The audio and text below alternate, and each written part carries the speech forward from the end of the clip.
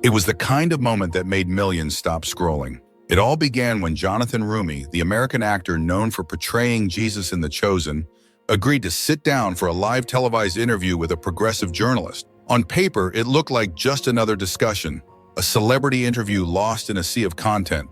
But what unfolded that evening shook not only the television studio in New York, but sparked a global conversation about leadership, character, and timeless values. The interviewer, Rachel Maddow, a prominent figure from the international news network Global Forum, was known for her razor-sharp style, her unapologetically progressive stance, and her ability to catch guests off guard with questions that felt harmless, but were often meticulously crafted traps.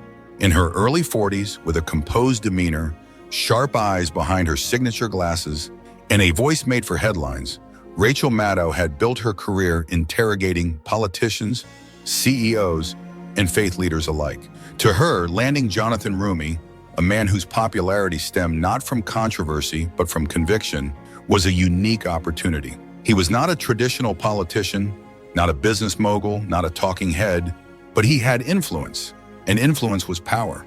A devout man who spoke rarely about politics, but often about grace, dignity, and truth. For Maddow, this was a chance to challenge that influence in real time. The interview would take place at Global Forum's sleek studio in Manhattan, with panoramic views of the skyline and a live audience waiting with their phones ready. The lights gleamed, the cameras zoomed in, the hum of whispers filled the room, everyone eager to capture a viral moment. But what Rachel didn't yet grasp was that Jonathan Roumie was not a typical guest. He was a man who had lived under intense public scrutiny, who had carried the weight of being a spiritual icon in modern media, and who had done so with a humility that disarmed critics and fans alike. He didn't come to defend a political agenda. He came with something much rarer: conviction without ego. Rachel thought she was in control. She thought she could frame the narrative.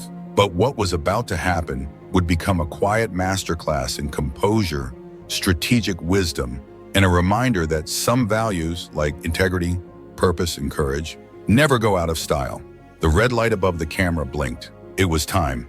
Rachel Maddow smiled warmly, a rehearsed, polished smile meant to disarm even the sharpest guests. She crossed her legs with casual confidence and tilted her head just enough to signal familiarity. "It's truly an honor to have you with us tonight, Mr. Roumie," she said with a voice as sweet as it was calculated. Jonathan sat slowly, unrushed, in the leather chair. He wore a simple black blazer over a dark shirt, his hair slicked back just slightly, and a calm look in his eyes that blended serenity with something deeper: resolve. His voice, low and gentle, carried without effort. "The pleasure is mine. Thank you for the invitation." Rachel opened with the basics, as she always did. "You've had an extraordinary journey," she began. "From portraying Jesus in a global phenomenon to becoming a voice for millions seeking hope in a chaotic world.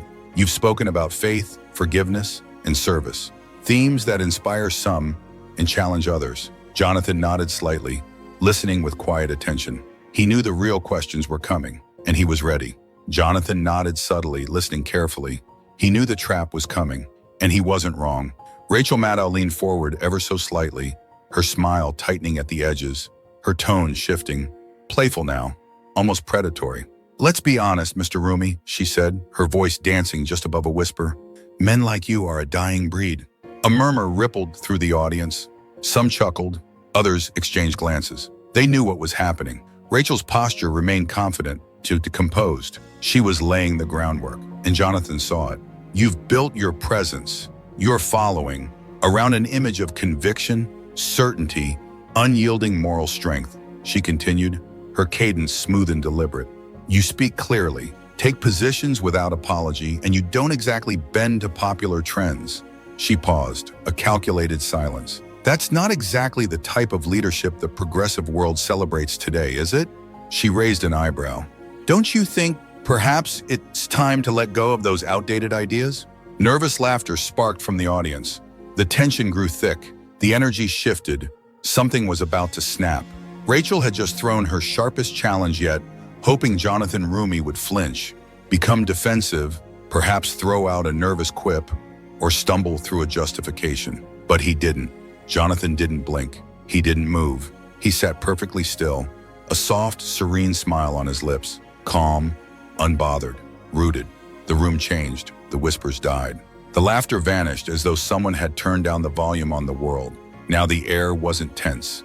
It was waiting. With the same stillness he had shown through countless scenes of emotional depth and public scrutiny, Jonathan leaned back gently in his chair. He lifted a glass of water and took a slow sip. No rush, as if time itself was on his side. He placed the glass back on the table, his fingers steady. Then finally he spoke. So, believing in discipline and clarity and responsibility makes me obsolete. His voice, low, firm, never raised a fraction above what was needed, cut through the air like a blade through silk. Every word landed with weight, not from volume but from truth. The audience shifted uncomfortably in their seats. Some folded their arms, others lowered their gaze. No one quite knew how to respond. For a moment, even Rachel Maddow lost her smile. This wasn't the reaction she expected. She had counted on deflection, on a crack in his armor. Instead, he had held firm, unwavering, waiting for her to explain why strength had suddenly become a flaw. Rachel recovered quickly. She was a professional. She straightened her spine, slipped back into her usual posture, and let out a soft laugh, almost as if Jonathan had just unknowingly proven her point.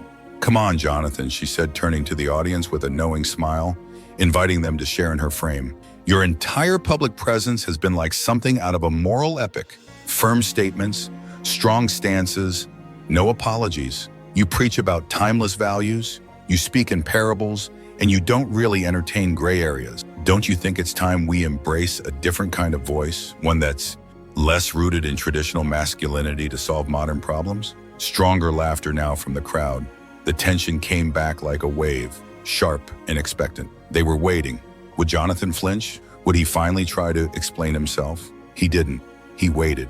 He let Rachel's words hang, suspended in the air, alone. Seconds passed like minutes. And then Jonathan Roumie leaned forward, gently, eyes steady on Rachel. The studio held its breath. Some in the crowd were waiting, hoping to see Jonathan Roumie slip, to see him justify himself, to see him soften his image. That was exactly what Rachel Maddow wanted. A soundbite, a viral moment, a carefully crafted headline. She wanted him to admit that his style of conviction, firm, principled, unapologetic, no longer belonged in the modern world. But Jonathan wasn't playing that game. He didn't react. He didn't move. He simply let her words linger in the air, untouched, as if they would dissolve on their own. The pause stretched. Seconds felt like minutes. And then, Jonathan Roumie leaned forward, elbows resting gently on his knees, his eyes fixed on Rachel. The audience held its breath. "Let me ask you something, Rachel," we said, calm as ever, voice steady, not an ounce of hesitation. "If someone broke into your home tonight with bad intentions, would you rather be defended by a poet or a protector?" The air tensed. A heavy silence fell across the studio. A few people in the audience murmured, startled. A couple even clapped. Rachel froze, just long enough for the cameras to catch the flicker of uncertainty in her eyes. But she was skilled. She recovered quickly, letting out a light laugh, shaking her head like he'd just said something charmingly outdated. "That's a false equivalency, Jonathan," she replied, though with noticeably less confidence. "Society doesn't operate like an old Western anymore." She glanced around the audience looking for support, but this time the laughter didn't come. Some viewers shifted in their seats, uncomfortable. Others crossed their arms, thoughtful. Jonathan narrowed his eyes gently, just the smallest smile. He wasn't finished. He never broke eye contact. He didn't raise his voice. He didn't defend himself. Instead, he broke the illusion. "Look at you," he said softly, yet unflinching. "Flawless from head to toe, seated in your studio, safe and comfortable, because strong men and women built this country and still hold it up." Rachel's smile wavered. He hadn't attacked her. He hadn't shouted. He had simply spoken the truth, and he kept going. "You mock them?" he asked. No sarcasm, no drama, just cold, steady clarity. Another silence, deeper this time, heavier, a memorable silence. It swept through the studio like a breeze through a sealed room. The audience shifted again, unsettled. Some whispered under their breath. Others just nodded quietly. No one dared interrupt the moment. Jonathan Roumie's words had landed where it hurt, deep, not loud. And now Rachel Maddow, so used to commanding every moment, every guest, every turn of the conversation, began to feel the weight slipping from her grasp. She fidgeted with her cue cards, searching, desperately, for another angle. But it was too late. She was no longer leading the interview. Jonathan Roumie was. He hadn't planned it. He didn't need to. He wasn't nervous. He wasn't trapped. He was perfectly at ease, composed, grounded. He looked like a man who knew exactly what he was doing. Desperate to reclaim control, Rachel changed tactics. She played her final card, the personal attack, disguised in charm. She leaned back in her chair, crossed her legs, and gave the same confident smile she'd used on 100 guests before to disarm without seeming aggressive. "Look, Jonathan," she began, tone light, even flirtatious, but laced with condescension. "I respect your work. Really, I do. But don't you think it's time to step aside? Maybe let the new generation lead the way?" The audience laughed, but nervously. Some sensed the shift immediately. This wasn't an interview anymore. This was a farewell in disguise, a clever dismissal, an attempt to paint him as outdated, irrelevant, a relic of the past. Rachel smiled proudly. She thought she had regained the reins. This was her signature move, to make the guests feel like a shadow of who they once were.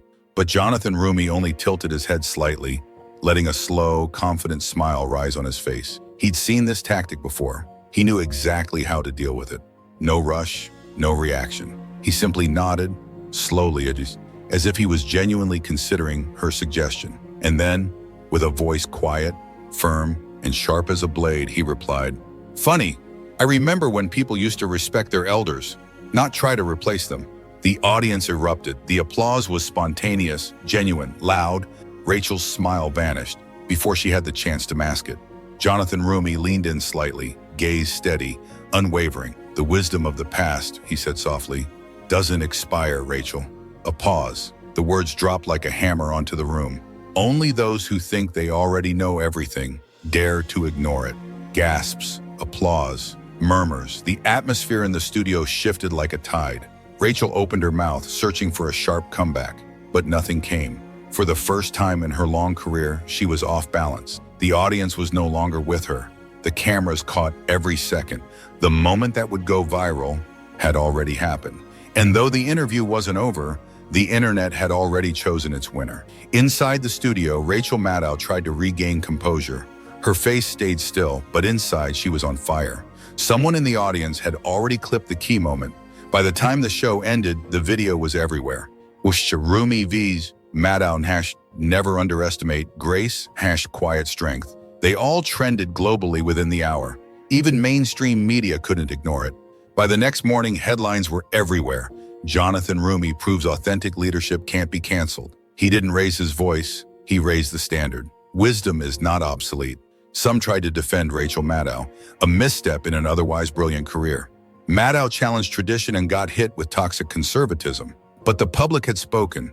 Even longtime fans of Maddow began to wonder aloud, was she really as sharp as she once seemed? Meanwhile, Jonathan Roumie said nothing. No tweet, no statement, no celebration, because he didn't need to. While chaos unfolded inside Global Forum's executive offices, crisis emails, emergency meetings, PR scrambling, Jonathan just moved on. The network released an official statement. "We respect Mr. Roumie's perspective and contributions, but we believe in the importance of fostering conversations that reflect progress and inclusion. We encourage open dialogue around the evolution of social values." Translation: we lost, and we know it. But the conversation had already left the studio. Now it was bigger than Rachel or Jonathan. The debate was everywhere. Are traditional values truly obsolete? Is firmness, discipline, and quiet strength outdated, or more essential than ever? What happened to respecting wisdom and experience? Jonathan Roumie had entered that studio expecting a routine interview, the same questions, the same format. But what he ignited was a cultural reckoning. And the most remarkable part, he did it without raising his voice, without insult, without reacting to provocation. He said just enough, at exactly the right moment. While analysts, influencers, and media experts dissected every frame of the exchange, Jonathan Roumie, he went for coffee. 1 week later, a journalist spotted him sitting outside a small cafe in Manhattan, alone, black coffee in hand, reading something on his tablet. "Mr. Roumie," the reporter asked, phone already recording, "do you have any comment about the interview that went viral?" Jonathan adjusted his jacket, took a quiet sip, and smiled. "No." And just like that, he stood up and walked away. No entourage, no performance, no explanation, Because true legends don't justify themselves. They don't argue. They don't need to win the internet. They just stand firm. And sometimes that's all it takes to remind the world that strength, wisdom, and integrity never go out of style. But you tell me, are we really done with the old ways, or do we need them more now than ever before? Drop your thoughts in the comments. And if you want to see another story just as powerful, subscribe, because we're just getting started. Take care. We'll see you soon.